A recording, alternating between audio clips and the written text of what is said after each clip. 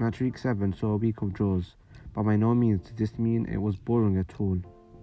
The last match was an absolute thriller that saw 4 goals, and it will definitely be remembered as a classic for years to come. What could be a title decider, as these two teams that have dominated English football for the last 5 years played out a game that was simply amazing.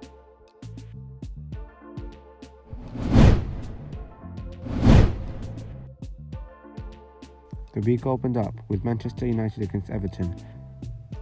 After the Red Devils scraped a win against Villarreal midweek, morale was generally high. When the team news came out, it was to much surprise that the winner Cristiano Ronaldo had been benched, along with Paul Pogba and Jadon Sancho.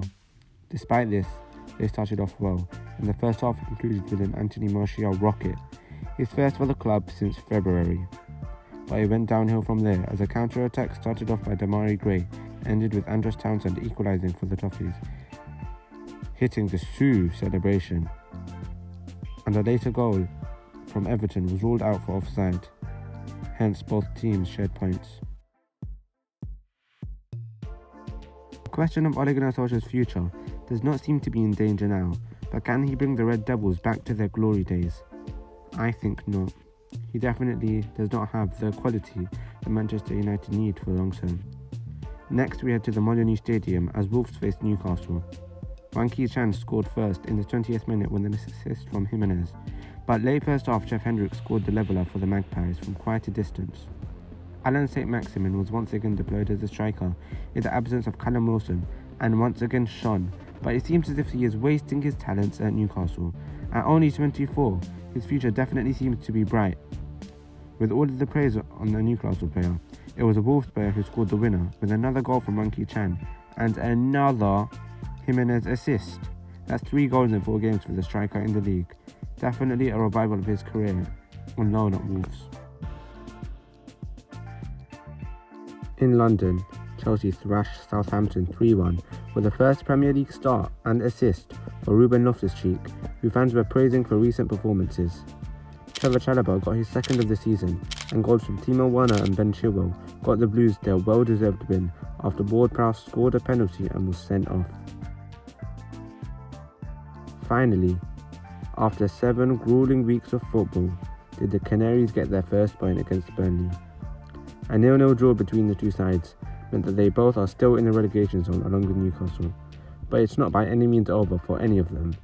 Southampton sit in 17th with 4 points to their name, so a win from any of the 3 would raise hopes high. Leeds against Watford saw a 1-0 win for the home side as Diego Llorente pushed in a corner. Despite no Bamford, they took the win and things look up as they have an easier set of fixtures to come. Quite the contrary for the Hornets, as they face Liverpool next and have quite the tough run-in for the next 8 games. Brighton against Arsenal saw out a 0-0 draw, and this result was in the Gunners' favour. Brighton came closest through a Morpoi overhead kick, but 21 shots from the Seagulls meant nothing, as in the end they each gained a single point. Spurs welcomed Aston Villa as they wished to continue their midweek form. Højbjerg scored first from the edge of the box to grant the home side the lead, and they went in at half-time 1-0 up. But in the 67th minute, Ollie Watkins tapped in the Target cross to make the scoreline equal. After only 4 minutes, Target contributed to another goal, only at the wrong end, as Aston Villa ended up losing 2-1. Kane had a great one-on-one chance with the keeper, but fluffed his lines as he continues on in the league without a goal. West Ham v Brentford saw Brian Mbeumo score his second goal of the season in the 20th minute. Hopes had deteriorated for the Hammers until Jared Bowen scored in the 80th minute to make it 1-1, marking the end of a 16-game goal drought for the winger. And in great fashion, the game was won in the 94th minute by Johan Wissa as he hammered in a half volley to give them the win. They now sit in 7th, 1 point above West Ham, and it's safe to say that no one expected this from the Bees.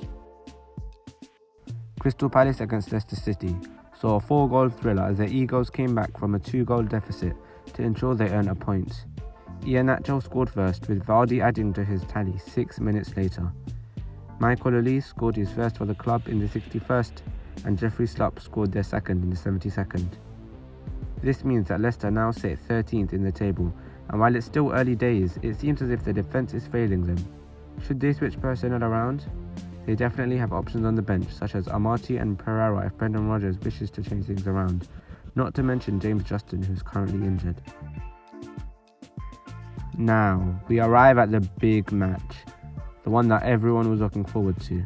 The two teams that have dominated Premier League football for the last 4 years faced each other at Anfield, and it was a stunner.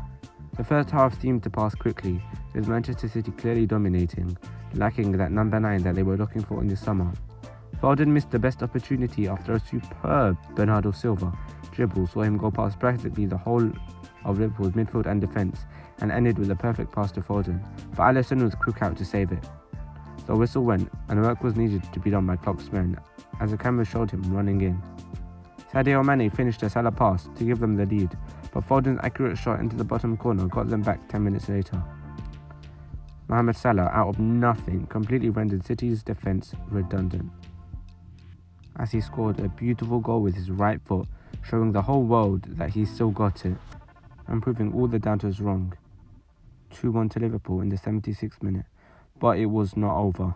De Bruyne scored 5 minutes later from the edge of the box, and ended up earning the citizens a point. A Rodri wonder block prevented Fabinho from scoring, practically 1 yard out from the goal. After a scintillating last match of the week, we head into every football fan's most hated time of the month, the international break. No Premier League football next week, although we do have the Nations League semi-final, with Belgium facing France and the repeat of the Euros semi-final, champions Italy against Spain. That's all for this week, and until next time, goodbye.